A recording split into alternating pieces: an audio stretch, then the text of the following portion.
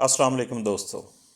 27 جون 1976 کو اسرائیل کے شہر تل ابیب سے پیرس کے لیے روانہ ہونے والے ایک مسافر طیارے کو ہائی جیکروں نے اغوا کر لیا اور اسے یوگنڈا لے گئے۔ ایئر فرانس کی پرواز 139 میں کل 250 افراد سوار تھے، جن میں سے 100 سے زیادہ افراد اسرائیلی یا یہودی تھے۔ اس پرواز نے ایتھنز سے ہوتے ہوئے پیرس پہنچنا تھا۔ جب طیارہ ایتھنز پہنچا تو وہاں سے اس پر مزید مسافر سوار ہوئے، جن میں 4 ہائی جیکروں سمیت 58 افراد شامل تھے۔ پرواز کے فضا میں بلند ہونے کے فوراً بعد ہی ہائی جیکروں نے اسے لیبیا کے شہر بن غازی کی طرف موڑ دیا اور کچھ گھنٹے وہاں رکنے اور ایندھن ڈلوانے کے بعد اس طیارے کی اگلی منزل یوگنڈا کا شہر انتبے تھی، جہاں اس وقت فوجی امر ایدی امین کی حکومت تھی۔ یہ طیارہ 28 جون 1976 کو یوگنڈا پہنچا تھا۔ یہ طیارہ فلسطین کی آزادی کے لیے سرگرم popular front for liberation of فلسطین ایکسٹرنل آپریشن یعنی PFLP-EO کے ودی ہدایات کے حکم کے تحت ہائی جیک کیا گیا تھا۔ اس کارروائی میں جرمنی کی ایک بائیں بازو کی گوریلا تنظیم کے 2 ارکان بھی شامل تھے۔ اس ایئرپورٹ پر ان ہائی جیکروں کے ساتھ ان کے PFLP کے مزید 3 ساتھی بھی شامل ہو گئے۔ ہائی جیکروں نے اسرائیل میں قید 40 اور 4 دیگر ممالک کی جیلوں میں بند 13 عسکریت پسندوں کو رہا کرنے کا مطالبہ کیا تھا۔ یوگنڈا کے صدر ایدی امین نے بھی ان کا ساتھ دیا اور انہیں ہتھیار اور اپنی فوج کے جوان فراہم کر دیے۔ طیارے سے تمام یرغمالیوں کو انتبے کے ہوائی اڈے کے اولڈ ٹرمینل کی عمارت میں منتقل کرنے کے بعد اغوا کاروں نے اسرائیلیوں اور غیر اسرائیلی یہودیوں کو بڑے گروپ سے الگ کر کے انہیں ایک علیحدہ کمرے میں بند کر دیا گیا۔ جیسے ہی اسرائیلی حکومت نے ہائی جیکنگ کا سنا، ملٹری کے منصوبہ سازوں نے اپنے آپشنز پر غور کرنا شروع کر دیا۔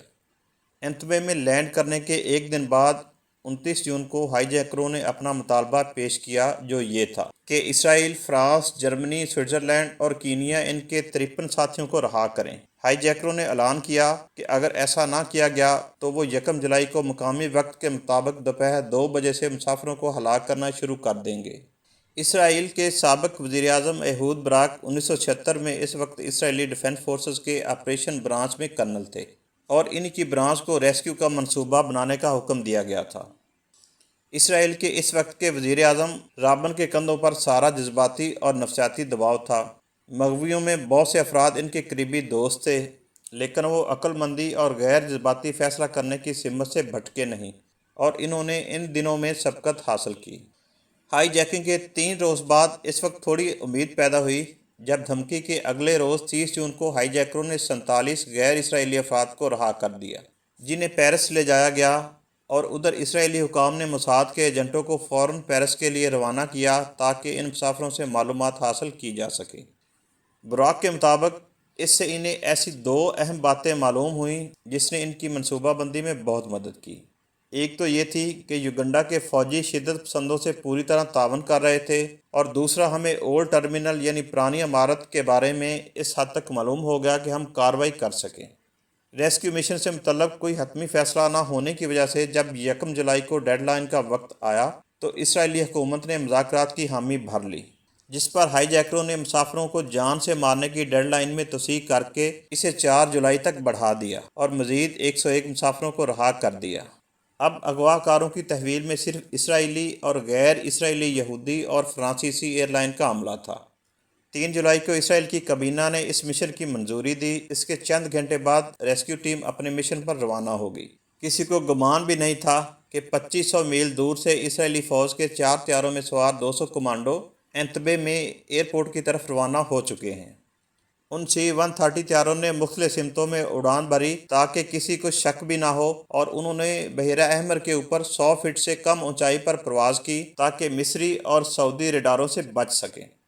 منصوبہ یہ تھا کہ اسرائیلی ریسکیو ٹیم انتبے پہنچ کر گاڑیوں میں اولڈ ٹرمینل کی طرف بڑھے گی۔ اسرائیلی ٹیم کی پہلی جھڑپ کنٹرول ٹاور کے پاس یوگنڈا کے 2 فوجیوں سے ہوئی، جنہیں اسرائیلی فوجیوں کے قافلے کو روکنے کی کوشش میں ہلاک کر دیا گیا۔ اب سرپرائز دیا جا چکا تھا اور اسرائیلی فوجی پیدل ہی اولڈ ٹرمینل کی طرف بڑھے۔ اسرائیلیوں کے مطابق محض چند منٹوں کی کارروائی میں انہوں نے 7 شدت پسند اور یوگنڈا کے 20 فوجی اہلکاروں کو مار کر اپنے لوگوں کو رہا کرا لیا تھا، جبکہ کہا جاتا ہے کہ اس سے پہلے رہا ہونے والی اسپتال بھیج دی گئی ایک مغوی خاتون کو بعد میں ایدی امین کے احکامات پر ہلاک کر دیا گیا تھا۔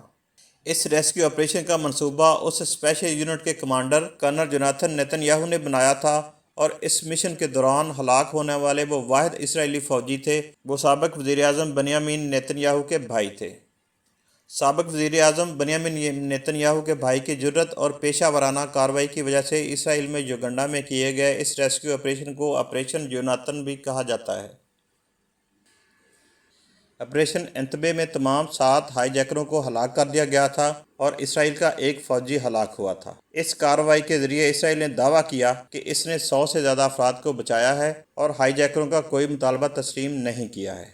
آنے والے وقتوں میں یہ آپریشن مغویوں سے نمٹنے کے لیے ایک نمونہ بن گیا کہ شدت پسندوں کے ساتھ کوئی سمجھوتہ نہیں کیا جا سکتا۔